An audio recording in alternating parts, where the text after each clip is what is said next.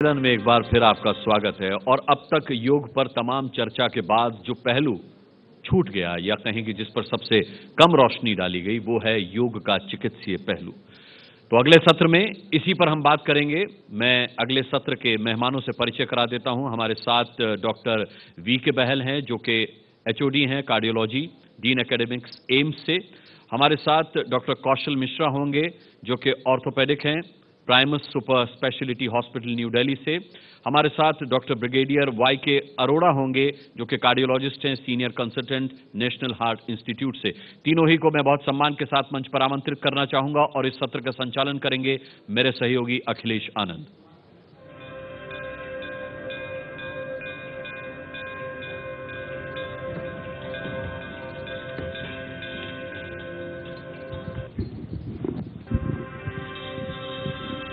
शुक्रिया अनुराग। तो योग सम्मेलन के जरिए देश भर में हमारे दर्शक देख रहे हैं कि योग के कैसे फायदे हैं, किस तरीके से आप अपनी सेहत को और बेहतर कर सकते हैं योग करके। लेकिन जो एक पहलू जिस पर हम लोग अब तक गौर नहीं फरमा पाए वो दरअसल ये है कि विज्ञान की कसौटी पर अगर हम योग को कसें तो फिर योग कहाँ है? क्या विज्ञान भी इन तमाम फायदों पर मुहर लगाने का काम करता है? इसे हम खंगालने की कोशिश करेंगे इस सेशन में, चूंकि देश के तमाम बड़े डॉक्टर, मशहूर डॉक्टर हमारे साथ इस मंच पर अब मौजूद हैं। और शुरुआत में करना चाहूंगा डॉक्टर वी.के. बहल साहब आपसे। एम्स के आप बहुत बड़े डॉक्टर हैं, कार्डियोलॉजी डिपार्टमेंट के आप वहां एचओडी हैं। विज्ञान क्या कहता है योग को लेकर? बहुत अच्छा प्रश्न किया आपने। उसके लिए थोड़ा विस्तार में जाना पड़ेगा क्योंकि मैं कार्डियोलॉजिस्ट हूँ, तो मैं एग्जाम्पल के तौर पे कॉरोनरी आर्टरी डिजीज़, जिसको हम सब लोग हार्ट अटैक या एंजाइना के रूप में जानते हैं, उसका एग्जाम्पल लेता हूँ। यदि आपको कॉरोनरी आर्टरी डिजीज़ है या अभी नहीं है तो एक प्रिवेंशन है, एक ट्रीटमेंट है, तो दोनों को हमें अलग रूप में देखना होगा। यदि आपको कॉरोनरी आर्टरी डिजीज़ नहीं है तो आपका जो योगा है वो प्राइमरी प्रिवेंशन के लिए किया जा रहा है या प्रिमोर्डियल प्रिवेंशन के लिए किया जा रहा है कि आपको कॉरोनरी आर्टरी डिजीज़ नहीं है पर रिस्क फैक्टर्स हैं, जैसे लाइफस्टाइल रिलेटेड डिजीजेज हैं, जैसे हाई ब्लड प्रेशर है, शुगर है, मोटापा है, लैक ऑफ एक्सरसाइज है, स्मोकिंग है, स्ट्रेस टेंशन है, तो ये रिस्क फैक्टर्स है। इन सब के लिए योगा उतना ही महत्वपूर्ण होगा, उतना ही बेनिफिशियल होगा जितना कि एक्सरसाइज है जी, क्योंकि योगा में आपको माइंड, बॉडी और ध्यान तीनों चीज़ें मिल रही हैं। तो आपका मेंटल रिलैक्सेशन है और फिजिकल एक्सरसाइज है। मैं उसमें डिटेल्स में नहीं जाता। तो प्रिवेंशन के लिए ये इफेक्टिव होगा ऐसा ज़्यादातर साइंटिस्ट या डॉक्टर्स मानेंगे। इस पे बहुत सी रिसर्च भी हुई है। जैसे आप कॉरोनरी आर्टरी डिजीज़ या लाइफस्टाइल रिलेटेड डिजीजेज मिले तो जो हम साइंटिफिक भाषा में कहते हैं रैंडमाइज कंट्रोल ट्रायल्स की, आधे ग्रुप को आपने योगा सिखाया, आधे ग्रुप को आपने कंट्रोल में रखा, तो वैसी 44 रैंडमाइज कंट्रोल ट्रायल्स हैं जो लास्ट काउंट पे जो योगा पे हुई हैं। कुछ हमारे देश में हुई हैं पर ज़्यादातर जर्मनी में, अमेरिका में, वहाँ पे भी हुई हैं। तो प्राइमरी प्रिवेंशन के लिए लॉजिक कहता है कि योगा बहुत इफेक्टिव होगा जी। पर अब आता है जो कंट्रोवर्शियल पहलू है वो है ट्रीटमेंट।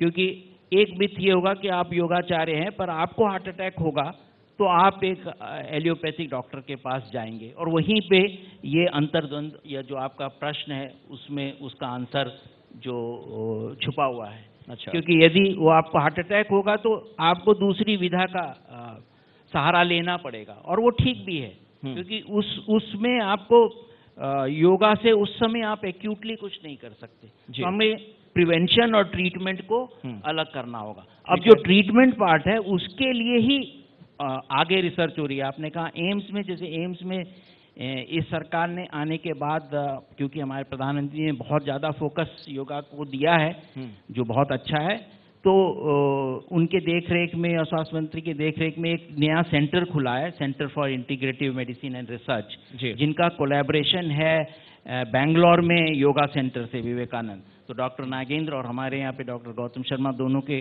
कोलैबोरेशन से रिसर्च स्टडीज ऑलरेडी शुरू हुई है वो ट्रीटमेंट पार्ट पे। मैं उस पे आता हूँ। डॉक्टर कौशल मिश्रा हमारे साथ इस मंच पर हैं। आप हड्डियों के बड़े डॉक्टर हैं।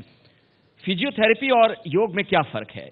एक तो मेरा सवाल ये है, दूसरी बात ये कि क्या अगर कोई शख्स योग कर ले तो मान लिया जाए कि अब किसी और तरह की कसरत की जरूरत नहीं है उसे? पहले आपका दूसरे सवाल का आंसर। योगा करने से प्रिवेंशन होता है।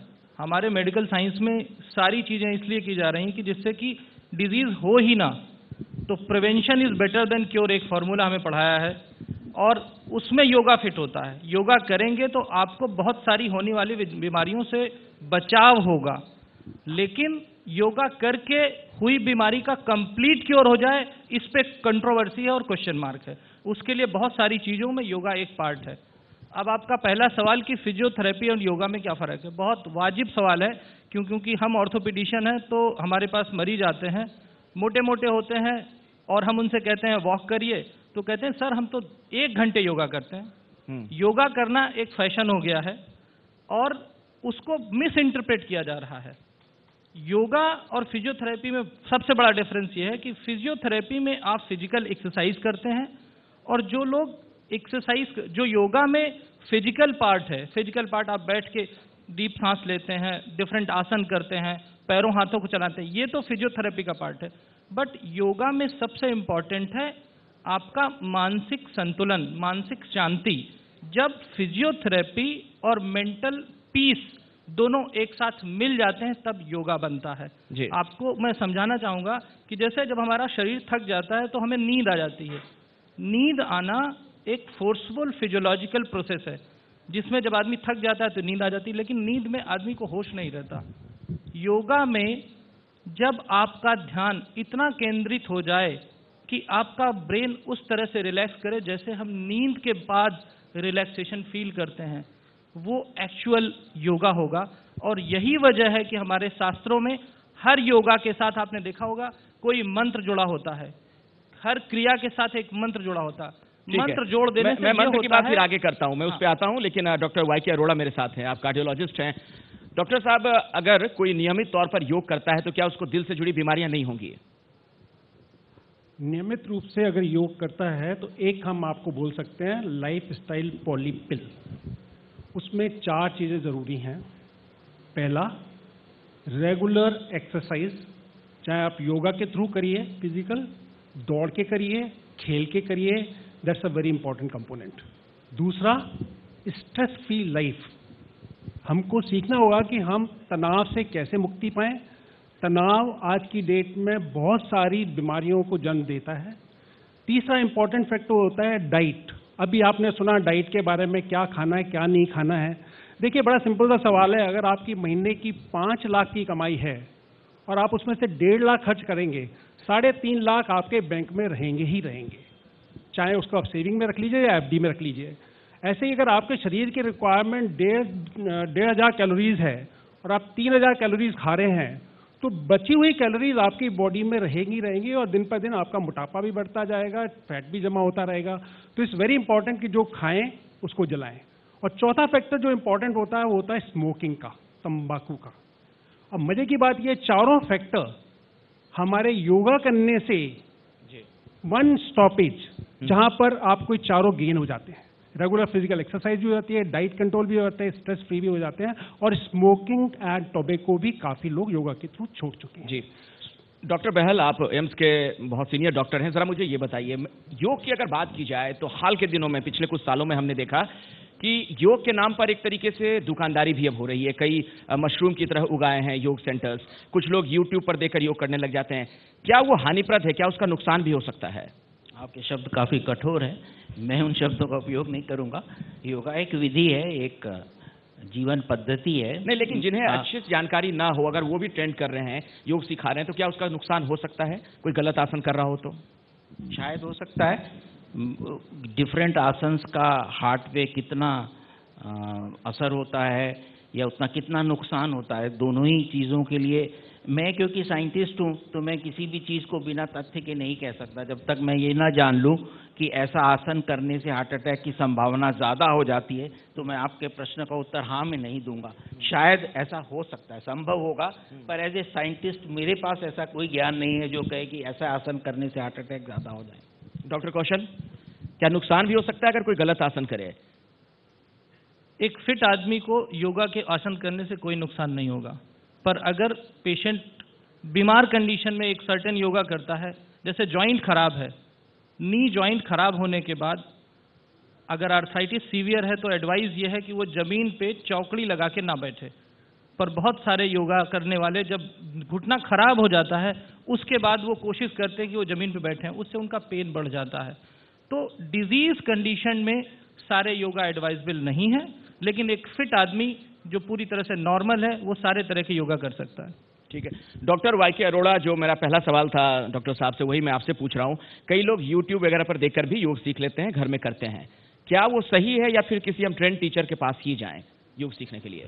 देखो, मैं इसको बड़ी सिंपल भाषा में एक्सप्लेन कर दूंगा। फिल्म फेयर अवार्ड होता है तो उसमें अनाउंस होता है award for the best actor, वो आके अवार्ड लेके चले जाते हैं। दूसरा अवार्ड होता है बेस्ट सपोर्टिंग एक्टर, वो भी आके अवार्ड लेके चले जाते हैं। योगा एक ऐसा माध्यम है जो एक्टर का भी अवार्ड लेता है और सपोर्टिंग एक्टर का भी अवार्ड लेता है।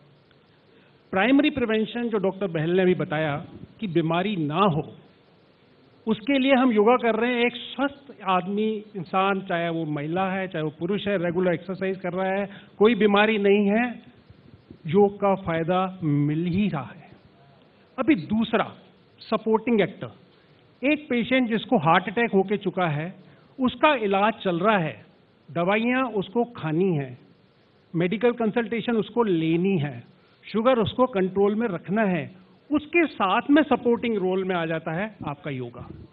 तो YouTube पे देखकर आप जब योगा कर रहे हैं, you should know very clearly, आपको पता होना चाहिए कि जो YouTube में बताया जा रहा है वो नॉर्मल आदमी का बताया जा रहा है या डिजीज आदमी का बताया जा रहा है।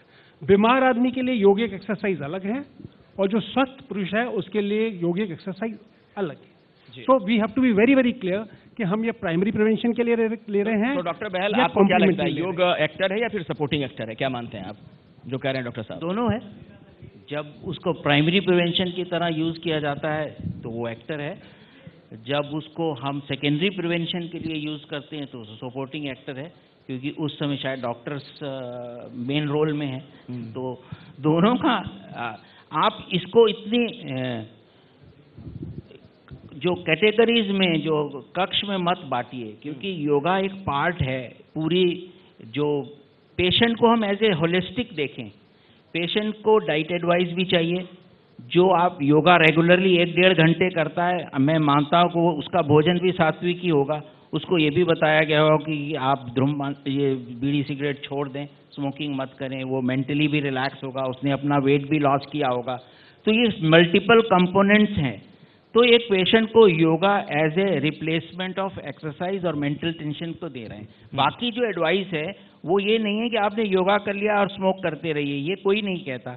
आप योगा कर रहे हैं तो अपना वेट मत कमिए, ये कोई नहीं कहता। आप योगा कर रहे हैं तो अपनी डाइट में आप कुछ भी खा सकते हैं, ये कोई नहीं कहता जी। तो दोनों का रोल अपनी जगह है, अपनी जगह। डॉक्टर कौशल, जब हम कसरत करते हैं स्वस्थ तन के लिए करते हैं, शरीर को तंदुरुस्त रखने के लिए, लेकिन योग है उससे मन भी स्वस्थ होता है, वो कैसे हो पाता है? मैंने बताया कि जब योग जो प्रिस्क्राइब फॉर्मेट में है उसमें आप शांति से करते हैं और आपका मन एकाग्रचित हो, इसके लिए हमेशा उसके साथ किसी न किसी मंत्र या ओम का इस्तेमाल करते हैं। वो एक सरल तरीका होता है, क्योंकि अगर आप बिना कुछ किए अपने मन को एकाग्रचित करें तो वो हो नहीं पाता। तो उसमें हमारे ऋषियों मुनियों ने ये कहा कि आप एक मंत्र पढ़िए। मंत्र पढ़ने से आपका ध्यान सिर्फ एक जगह केंद्रित होगा और फाइनली जब आप उसमें ट्रेंड हो जाएंगे तो आप बिना मंत्र के भी एकाग्रचित हो सकते हैं। तो योगा करने का एक बड़ा फायदा होता है कि आपको मेंटल पीस और शांति मिलती है। और एक चीज़ बताना चाहूँगा, बहुत सारे लोग योग देखते हैं, यूट्यूब पे देखा, जो लोग यूट्यूब पे होते हैं वो एक्सपर्ट होते हैं, तो वो एक्सट्रीम योगा करते हैं, तभी आप इम्प्रेस होते हैं तभी। और आप सिर्फ सीधे उनको करने की कोशिश करेंगे डायरेक्टली, बिना 1 2 3 पढ़े आप 100 पे जाएंगे तो प्रॉब्लम होगी। वीणा आपने देखी होगी, वीणा बहुत ही मधुर यंत्र है, जब आप बजाते हैं उससे साउंड आता है। तो योग उसके टेंशन की तरह होता है। अगर योग बिल्कुल नहीं है, योग या एक्सरसाइज बिल्कुल नहीं है, तो उसमें से आवाज़ भी नहीं आएगी। और अगर टेंशन बहुत ज़्यादा बढ़ जाएगा तो वीणा के तार टूट जाएंगे तो वो बजेंगे भी नहीं। तो योग मध्यम मार्ग की तरह इस्तेमाल कीजिए, ना ही बहुत एक्सट्रीम में जाइए, ना ही बिल्कुल इनएक्टिव रहिए। ठीक है, डॉक्टर वाई.के. अरोड़ा की तरह बजिए। डॉक्टर वाई.के. अरोड़ा, क्या आपकी ऐसी कोई फाइंडिंग है? आपके पास तमाम मरीज आते होंगे जो योग करते हैं, उन्हें हार्ट से रिलेटेड बीमारियां कम होती हैं। ये काफ़ी स्टडीज़ हो चुकी हैं जो लोग योग करते हैं डेफिनेटली हार्ट से रिलेटेड बीमारियां उनमें कम होती हैं। इसके 3 मैकेनिज्म हैं जो डिस्क्राइब किए हुए हैं। पहला, जो लोग योग करते हैं उनका blood pressure relatively under control में रहता है। अभी तो अमेरिकन हार्ट एसोसिएशन ने रिकमेंडेशंस भी दे दिया है कि शुरू में अगर आपका बीपी बढ़ता है, आप मेडिटेशन करिए, yoga particularly shavasana all that करिए, आपका बीपी ऑटोमेटिकली धीरे धीरे कम आ जाता है बिना दवाई के। दूसरा जो फैक्टर होता है, जब आप योग करते हैं, आपका जब स्ट्रेस फैक्टर कम होता है, तनाव कम होता है, तो आपका हार्ट रेट भी लोअर साइड में रहता है।